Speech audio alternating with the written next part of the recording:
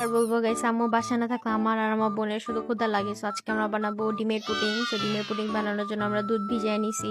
এখানে আমি 1 লিটার দুধ নিছি এন্ড ভাবতেছি যদি পুডিং ঠিক মতো না হয় এই দুধের স্বাদ আমার আম্মু আমার উঠাইবো। এখানে আমি 3টা ডিম ভেঙে নিছি এন্ড আমি বুঝলাম না এখানে জাপানিজ ভিডিওর মতো ব্লার কেন হইলো, এত সুন্দর করে ভিডিও করলাম আমি। যাই হোক, এখানে আমি ডিম ভালো মতো ফাটাই নিতেছিলাম। এন্ড এখন আমরা এখানে ক্যারামেল বানাবো। ক্যারামেল বানানোর জন্য অনেকগুলো চিনি ঢাললাম আমি এখানে। বাই দ্য ওয়ে গাইস, আমি কিন্তু এগুলো সব নিউ নতুন নতুন শিখতেছি, সব ইউটিউব দেখে আমি যা পারি তাই বানাইতেছি আর তোমাদের দেখাইতেছি। So no comments.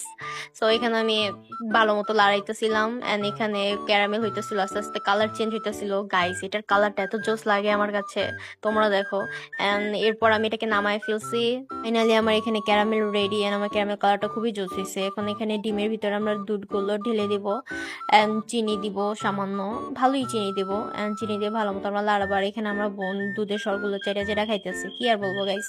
এখানে আমার ক্যারামেলের কালারটা দেখো কত জোস হয়েছে। এখন একটা ছাঁকনি দিয়ে এই দুধগুলো আমরা ঢালবো যাতে কোনো বাবলস না জমে এন্ড না থাকে। তারপর এটাকে আমি ভালো মতো বাবলস গুলো ক্লিয়ার করে ফেলবো এন্ড দেখো গাইস, এখানে কোনো বাবলস নেই। এখন এটা ফাইনালি রেডি ওভেনে অর এটাকে তাওয়ায় দেওয়ার জন্যে।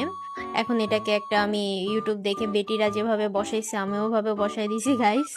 সো এখানে আমি একটু পরে নামাইছি, 20 মিনিট পর নামাই দেখি না আমার হয় নাই। তো এটাকে আমি আবার জমতে দিছি এন্ড এটা ফাইনালি হয়েছে। এখন এটাকে আমি ফ্রিজে রাখছিলাম 2 ঘন্টার জন্য এন্ড 2 ঘন্টা পর এটাকে নামাইছি। আমার বোন পাগল করে ফেলছে এটা খাওয়ার জন্য। সো এটাকে আমি নামানোর পর দেখি একটু সাইড দিয়ে ভেঙে চড়ে গেছে, but overall that's look good on.